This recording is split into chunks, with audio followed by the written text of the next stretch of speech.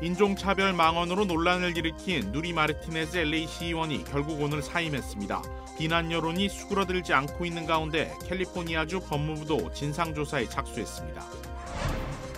달러 강세 속에 비행기 증편이 예상보다 늦어지면서 연말 항공권 가격이 코로나 이전보다 30% 이상 올랐습니다. 실업수당 직불카드 발송을 빙자한 문자 메시지 사기가 또다시 기승을 부리고 있습니다. 재소자에게 뇌물을 받고 휴대전화를 밀반입해준 교도관이 해고돼 자신이 근무하던 교도소에 수감됐습니다. 캘리포니아주가 자동차에 디지털 번호판을 도입합니다. 매년 등록 스티커를 붙이는 수고를 더는 대신 매달 사용료를 내야 합니다.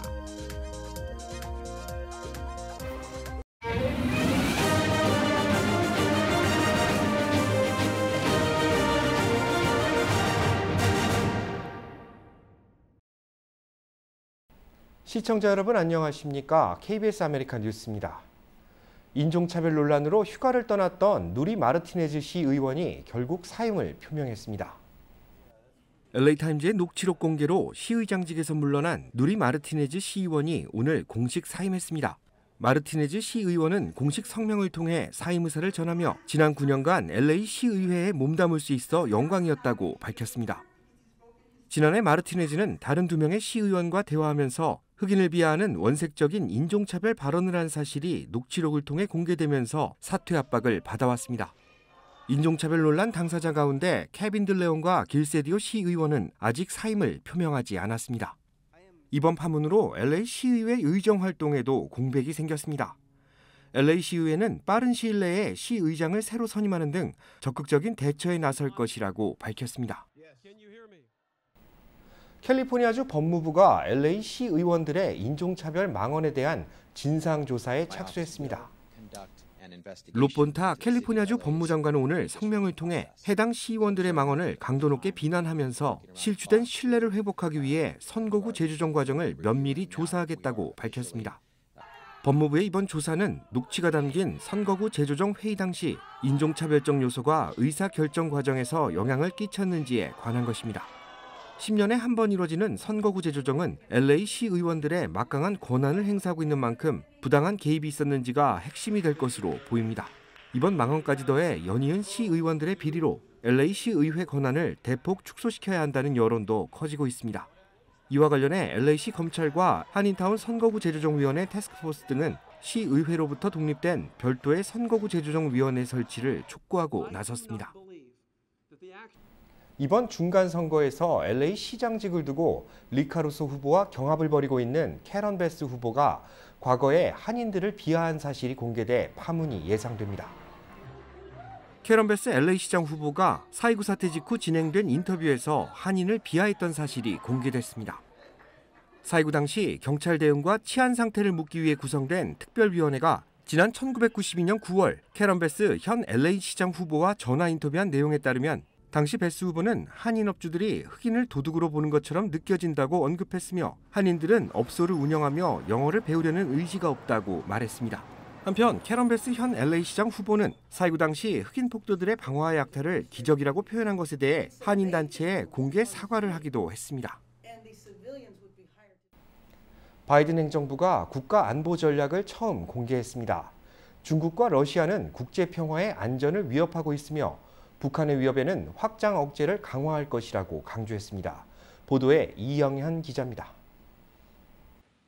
미 백악관이 현지 시간 12일 공개한 국가 안보 전략은 48쪽 분량으로 당면한 전략적 위협으로 2가지를 규정했습니다. 하나는 중국 등 강대국과 미래를 형성하기 위한 대결이며 또 다른 하나는 기후변화, 전염병, 인플레이션 등 세계적 공통 위협입니다. 강대국 대결과 관련해 가장 급박한 도전은 수정주의적 외교 정책을 표방하는 권위주의 지배체제를 가진 국가라며 이들 국가는 국제 평화와 안전에 도전이 되고 있다고 강조했습니다. 특히 중국을 자국에 도전하려는 의도와 역량을 갖춘 유일한 국가라는 점을 명확히 했습니다. It is the only competitor with both the intent to reshape the international order and the growing capacity to do it. 러시아에 대해선 유럽 지역의 즉각적인 위협을 야기하고 있다면서도 중국과 같은 능력은 없다며 러시아 위협을 제약하겠다는 방침을 제시했습니다.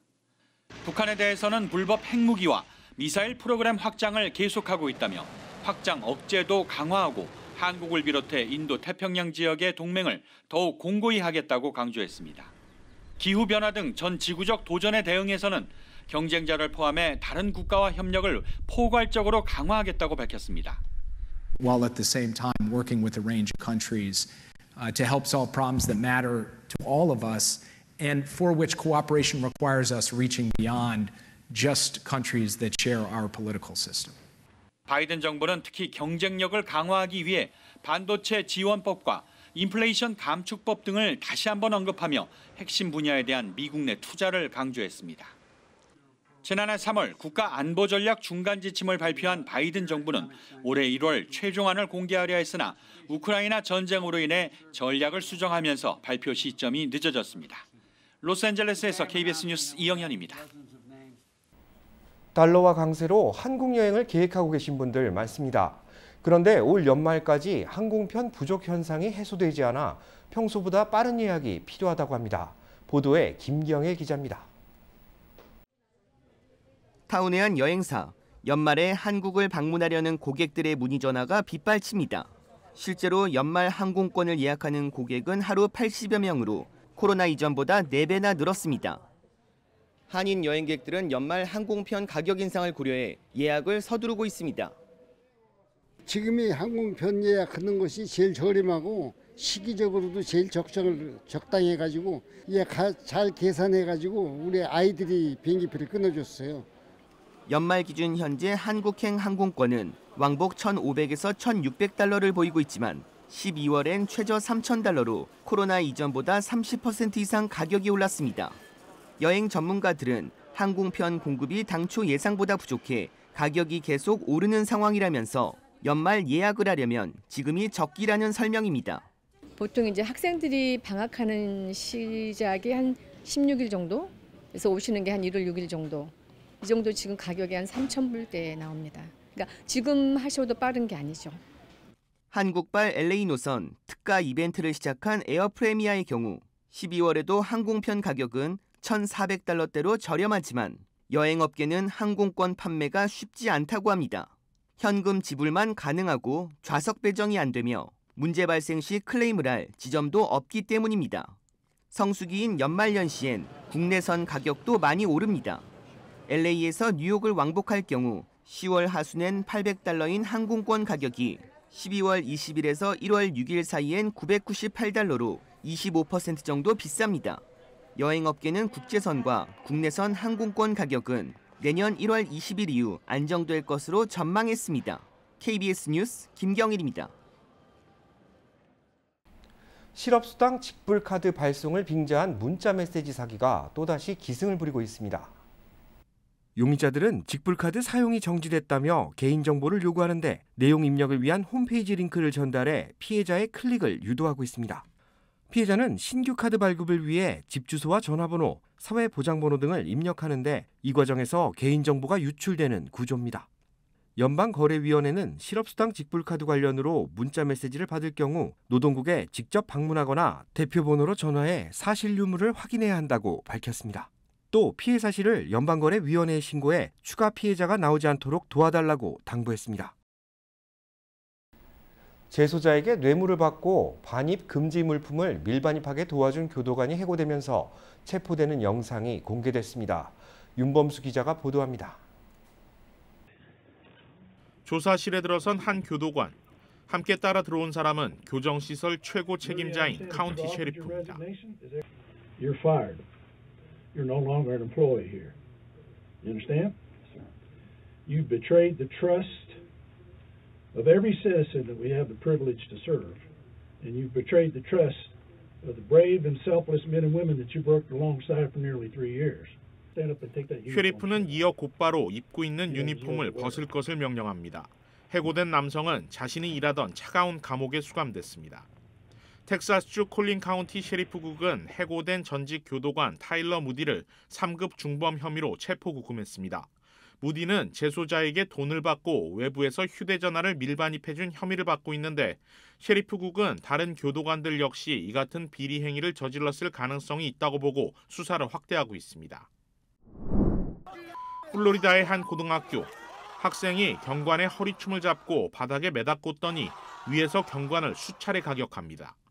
아래에 깔린 경관이 몸을 일으켜 다시 학생을 바닥에 눕히고 제압하려 하지만 쉽지 않습니다. 이렇게 무려 7분 이상 몸싸움이 계속됐고 뒤늦게 도착한 다른 경관이 합세한 뒤에야 간신히 수갑을 채웠지만 학생은 이후에도 격렬히 저항했습니다. 학교 경찰은 당시 교내에서 2명의 14살 학생들 간의 싸움이 벌어져 출동했는데 정작 옆에서 지켜보던 15살 학생이 싸움을 말리던 경관을 향해 갑자기 달려들었다고 밝혔습니다. 체포된 15살 학생은 경관 폭행 등의 혐의로 정식 기소됐고 다른 2명의 14살 학생들도 폭력 혐의로 입건됐습니다. KBS 뉴스 윤범수입니다. 뉴욕시 대중교통에서 폭력 범죄가 끊이지 않고 있습니다. 대중교통으로 출퇴근하는 시민들의 우려도 점차 높아지고 있다고 합니다. KBTV 홍찬우 기자입니다. 지난 2주 동안 뉴욕시 대중교통 내에서 살인, 흉기 피습 등 11건의 폭력 사건이 벌어졌습니다.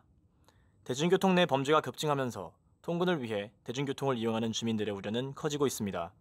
뉴욕시경에 따르면 지난달 30일 엘선 전철 브루클린 애틀랜틱 애버뉴에서 노숙자가 43세 남성을 살해한 흉기 피살 사건을 시작으로 지난 6일 4번 전철 퀸즈 제롬 애비뉴역, 지난 9일 사우스 브롱스 인근을 지나던 BX19 버스 내에서 총 3건의 살인 사건이 대중교통 시스템 내에서 벌어졌습니다. 지난 1일에는 MTA 버스에서 한 승객이 버스 기사를 흉기로 공격하는 사건, 4일 맨하튼 타임스퀘어역에서 한 여행객이 흉기 피습을 당한 사건 등 총 6건의 흉기 피습 사건이 이어졌습니다. 지난 3일 오후 9시 30분 퇴근길에 6번 전철을 이용하려던 한 25세 남성이 노숙자와 설전을 벌이던 중 노숙자가 남성을 밀치면서 노선에 빠지는 사건이 발생했지만 다행히 주변인들의 도움으로 무사히 빠져나왔습니다. 지난 2일 그린 고블린을 연상시키는 형광 녹색 전신 타이즈를 입은 여성 강도단이 10대 여성 2명을 폭행, 귀중품을 갈취한 사건도 벌어졌습니다. 뉴욕시경은 이들 강도단 중 4명의 신상을 공개하고 수배 중이며 11일 이 중 자수한 26세 미리암 시세 이소프를 체포, 기소했다고 밝혔습니다. 지난 8일에는 6명의 성인 남성이 집단으로 17세 소년을 폭행하고 흉기로 공격하는 사건이 발생했고 오늘 새벽 30분경 59번가 콜럼버스 서클 역에서는 한 남성이 지하철 승객에게 흉기로 위협하고 호신용 스프레이를 사용하는 사건도 있었습니다.